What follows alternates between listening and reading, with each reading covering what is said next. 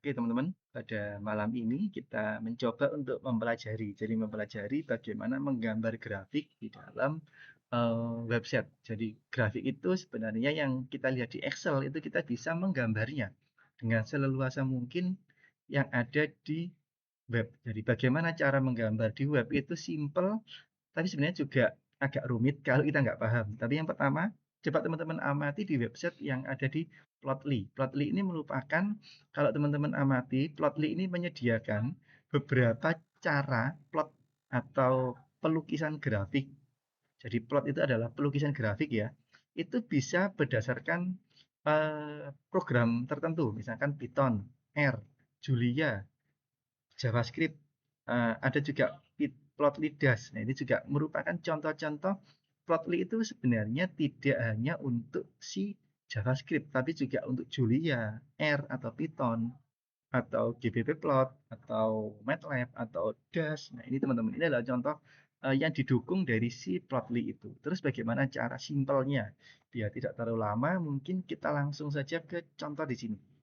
Jadi sebenarnya kita ada semacam kode bantuan ya, kode politan, maaf, kode pen. Kode pen ini merupakan kalau kita klik di sini maka muncul ini. Jadi kalau muncul ini, itu kita bisa melakukan edit. Misalkan nih, ini kan nilainya 2. Bagaimana kalau saya ganti bukan 2, maaf, ini kan 2 itu, nah ini kan 2 kan 15. Bagaimana yang biru itu bukan 15, melainkan dia akan menjadi 8. Nah, enter, dia akan berubah, dia akan membentuk 8 di sini. Ini adalah contoh. Tapi kalau kita penceng-pencengan gini kan apa ya? Kecil kan nggak enak space-nya. Bagaimana kalau kita implementasikan itu di komputer kita atau di sistem kita? Yang pertama, teman-teman untuk menggunakan, masih ingat JavaScript itu ada dua sisi, yaitu ada JavaScript yang menempel di browser dan itu sebagai JavaScript klien atau anak. Yang kedua adalah JavaScript berbasis server. Apa bedanya? Jadi begini teman-teman, kalau teman-teman pernah belajar terkait dengan JavaScript, itu ada istilah atau framework namanya Node.js. Nah, Node.js itu merupakan JavaScript yang dikompres atau di package, dia itu bisa menghasilkan, ini ambil contoh nih ya, ambil contoh, ini kan ada bentuk ini ya, ini saya copy aja nih, saya copy, terus kemudian saya buka. Nah, ini jadi. Ini saya buat ini nih, serverku.js. Jadi saya paste di sini ya teman-teman, saya paste. Nah, kalau ini nanti saya running, misalkan nih saya running di terminal, saya lakukan running di sini ya. Node, kemudian saya pasang server.js. Sebentar. Import grid. Oh ya, saya lupa. Di sini belum saya npm, belum saya setting environment-nya. Oh, oke. Sebelum ke sini, saya gunakan yang Node.js create server yang versi dulu. Jadi NPM init dulu gak sih Pak? apa? NPM init dulu gak sih Pak? NPM init. Oh ya, benar-benar npm ini, tapi oke, dependensinya, package name-nya, coba pakai ini sih. Saya kalau untuk impor ini dia dulu kalau nggak salah itu ada yang tidak pakai impor sih. Soalnya yang saya install ini kan versi ano ya apa? Coba saya coba yang ini ya. Ini apakah dia bisa? Soalnya kadang beda. Ini satu dulu.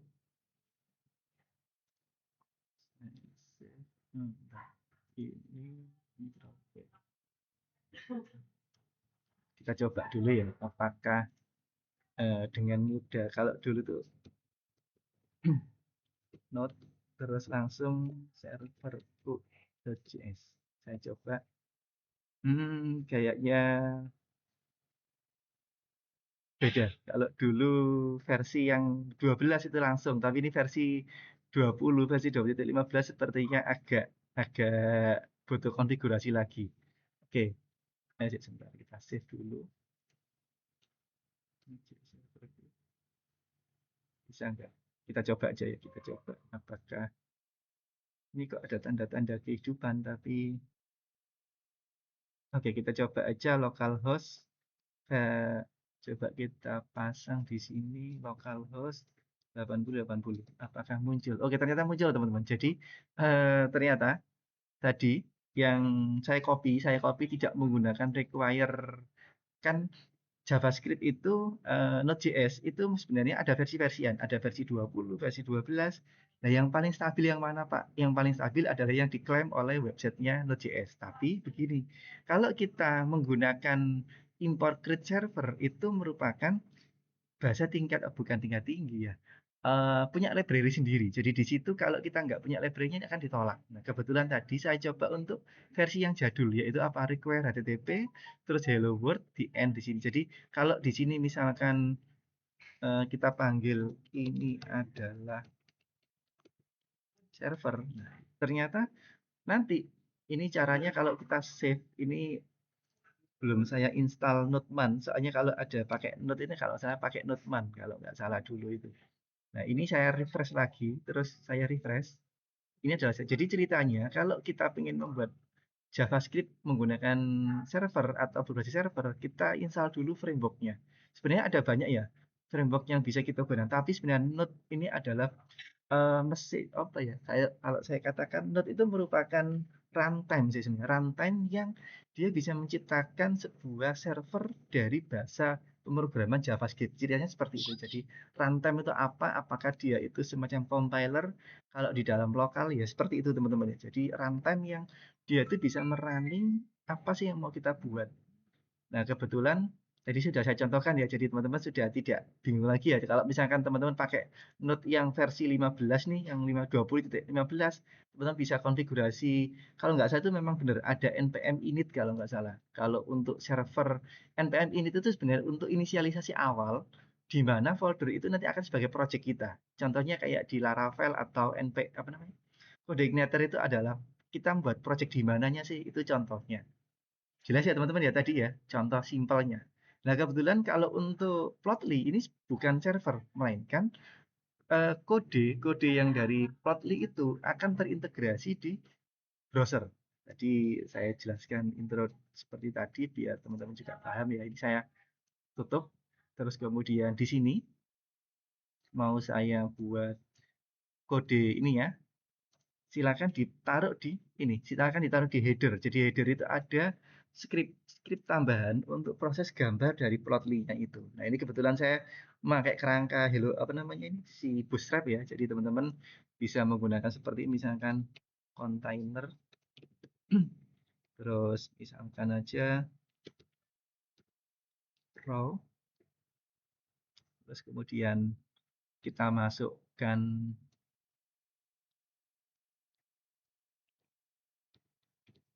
di sini grafik. Oke, seperti ini. Terus kemudian di sini plot grafiknya saya pasang aja eh, div. Div-nya ini saya pasang ID adalah eh, grafik gitu aja. Grafik satu misalnya, grafik satu. Kita biarkan grafik satu di sini, kita biarkan. Terus di sini kan ada script ya. Kita tambahkan script dari si yang mau kita gambar. Yang mau kita gambar yang mana? Kita coba yang ini aja ya. Kita copy, Ctrl A, Ctrl C, saya pasang di sini. Oke. Terus ini my div kita samakan dengan ini grafik satu. Coba kok mudah karena kita copy paste ya teman-teman ya. Kalau misalkan custom sebenarnya juga bisa, tapi nanti teman-teman bisa menggunakan sendiri. Nah, di sini kita buka dengan si browser. Nah, kita sudah punya dapat ya plot grafik bentuknya seperti ini. Jadi sangat apa ya, sangat simpel sebenarnya teman-teman untuk proses plotting-plotting yang bisa kita gunakan. Misalkan di sini ada div, saya pasang HR, kita pengen menggambar grafik yang jadinya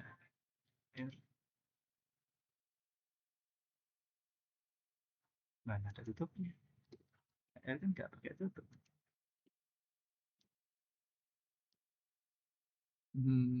Aneh ya. Coba sih. Kok HR-nya? Oke, yang penting dia bisa membentuk nilai. Soalnya kan HR itu jarang nggak ada tutupnya. Oke, kita coba untuk menggambar grafik lainnya. Jadi grafik yang disediakan oleh si Plotly ini. Misalkan kita coba untuk gambar yang sering digambar anak-anak kan ini ya, bubble. Misalkan. Kita cek.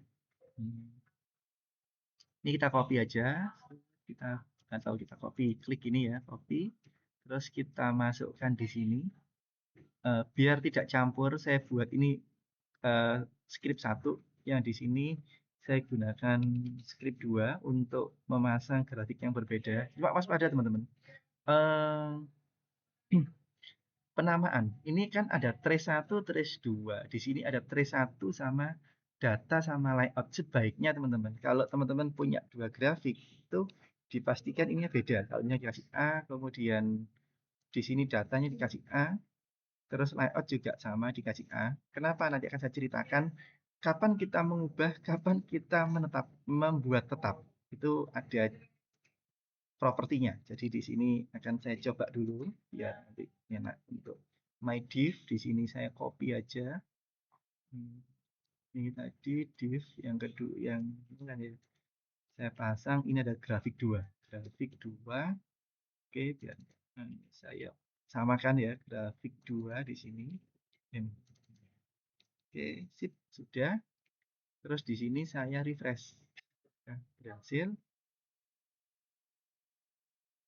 Tadi saya ngopinya bubble kok jadinya pen ya. Data saya tadi itu bubble kok jadinya kok jadinya itu nggak salah. Oh, makanya ini trace A, ini trace-nya trace A, bukan trace 1. Di sini trace A, data-data A, makanya kok dia masih masuk yang atas gitu. Oke, kita refresh. Nah, sudah kan teman-teman ya, jadi gembul-gembul gini, bulat-bulat. Oke, di sini teman-teman kalau saya jelaskan, di dalam menggambar itu teman-teman amati. Ada variabel, ada properti. Yang boleh diganti namanya variabel atau properti yang boleh diganti. Gimana? Gini, ini saya kan saya arah kursor saya ini kan 47. 47 ini kalau ada var itu berarti dia variabel atau properti? Variabel, Pak. Variabel. Di sini ada properti enggak di sini? Mode, mark, size ini properti enggak? Iya, Pak. Nah, menurut teman-teman yang boleh diganti menurut yang boleh diganti keywordnya itu variabel ataukah properti yang boleh diganti? Nama variabelnya sih, Pak. Untuk propertinya kayaknya nggak bisa dari library. Oke, ini coba saya ganti teman-teman ya. Title misalkan XYZ. Title XYZ ini saya ganti. Di sini saya ganti. Mark size ini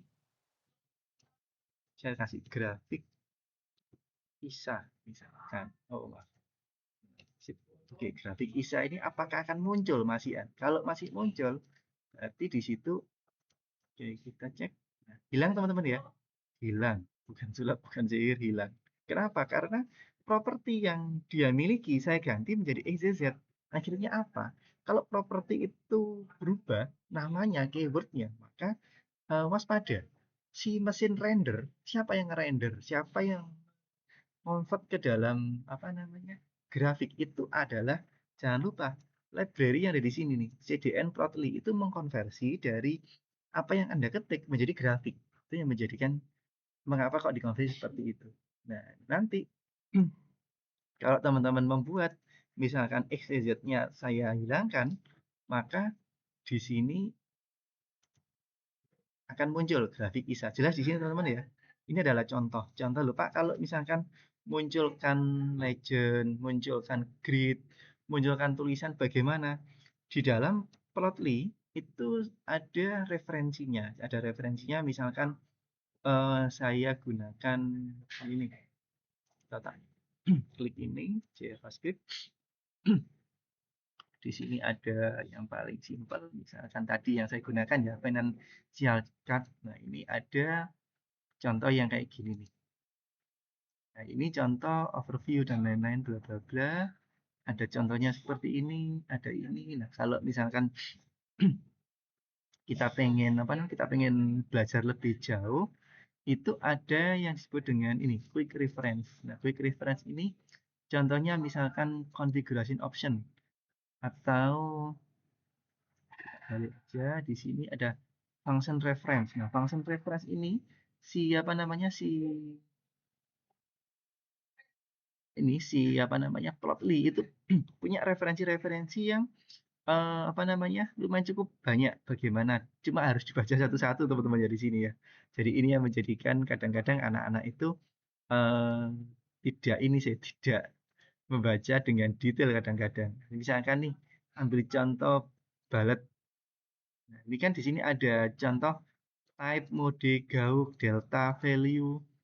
Ini sudah ada keterangannya, sudah ada keterangan di referensinya itu sehingga teman-teman bisa apa namanya belajar nantinya.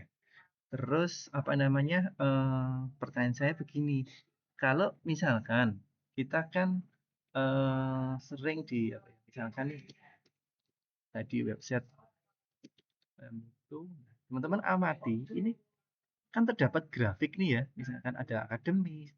Ini kan semua dari apa? Apakah dari kalau kita ganti satu-satu, maka website kita itu nggak akan dinamik. Jadi kalau masa misalkan mau update data, si developer harus inspeksi elemen misalkan 50, ini menjadi 120, terus di save, terus kita lakukan apa namanya nih? Nah ini misalkan nah, jadinya aneh ya, jadi ada tadi ada berapa tadi 50. Jadi jadinya kayak gini. Apakah kita harus membuat satu-satu ataukah bagaimana? Nah, yang perlu kita perhatikan adalah eh, 55 ini 10 misalkan. Kita kembalikan ke angka yang kecil. Ini kan bentuknya seperti ini teman-teman ya. Nah, nanti pasti akan kerepotan. Nah, bagaimana caranya? Bagaimana caranya supaya kita bisa apa namanya, mengambil sebuah data dan data itu bisa kita gunakan. Kalau nggak salah hari itu saya sempat memutak-atik sedikit narasi. Kalau nggak salah di plotku sih kalau nggak salah. Jadi ini wajib butuh ini nih. Lara. Oke, kita buka sih kalau nggak salah apakah yang ini. Hmm,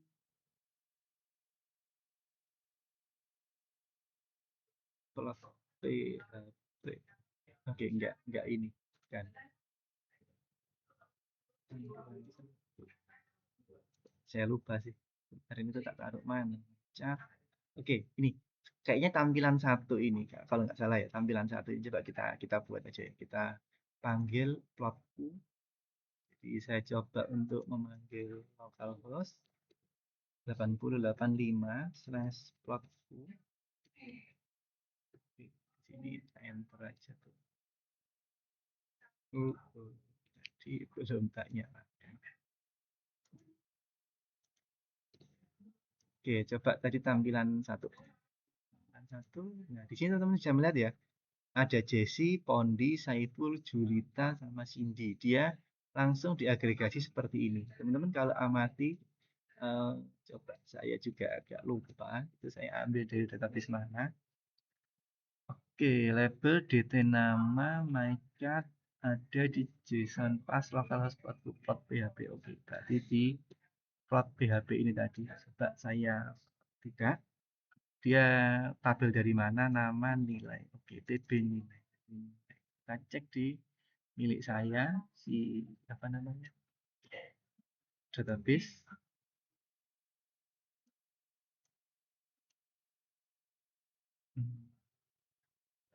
Database, DB, Nah, kalau nggak salah ya. Oh iya ini. Jadi kelihatan teman-teman ya, ada ID 1, Pondi, Saiful, Julita, Cindy. Misalkan nih, Cindy ini tak ganti menjadi Ainul.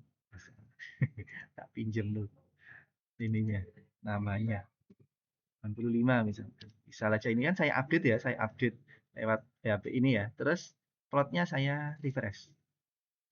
Nah, ini si Ainul itu mendapatkan 85.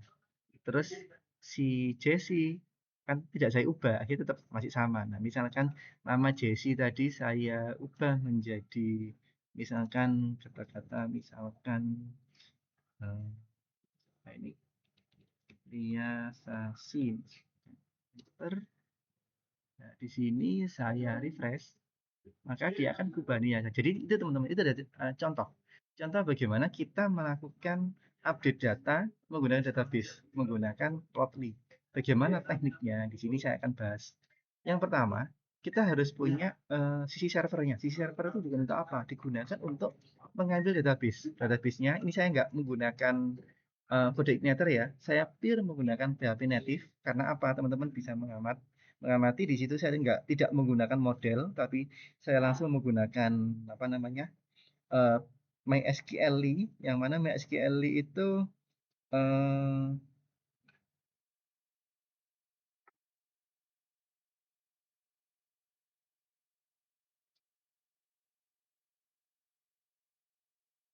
sebentar.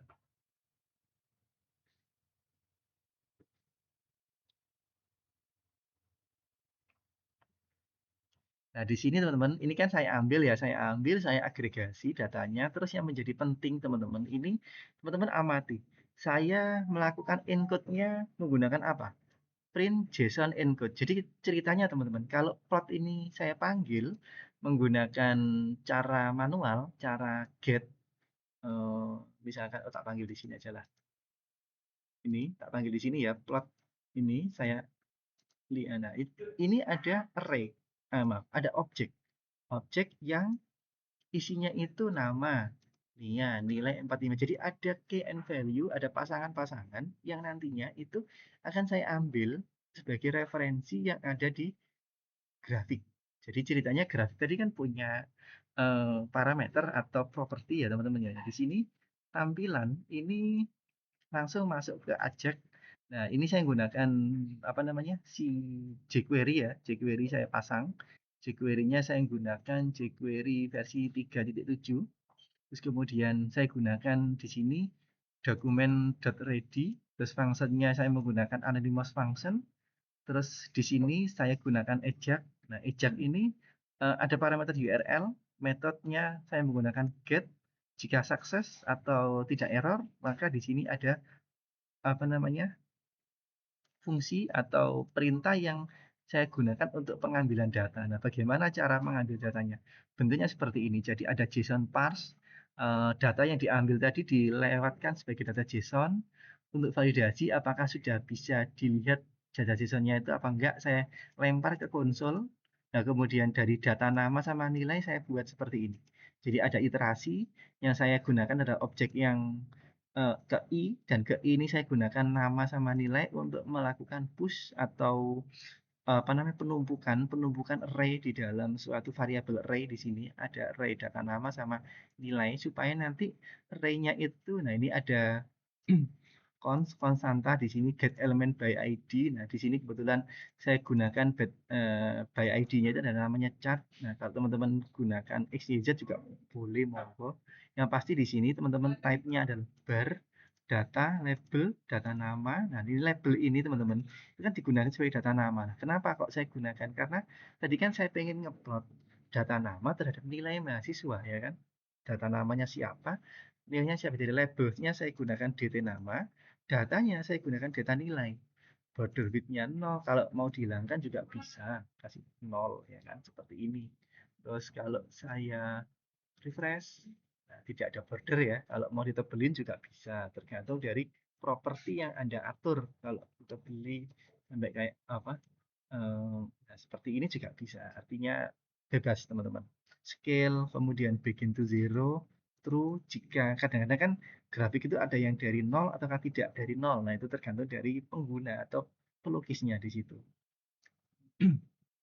Oke, ini adalah contoh-contoh yang bisa teman-teman gunakan. Nanti tak share ke grup karena ini kan tidak framework ya. Artinya saya copy, saya lempar, selesai kan gitu. Cuma nanti teman-teman dipahami. Kenapa? Karena database yang mungkin saya miliki itu berbeda dengan miliknya teman-teman. Artinya Anda susun sendiri kan SQL-nya nggak saya kasihkan biar teman-teman menyusun sendiri, jelas ya teman-teman di sini ya. Tapi kalau misalnya teman-teman pengen melakukan observasi, misalkan ini kan tadi grafik batang.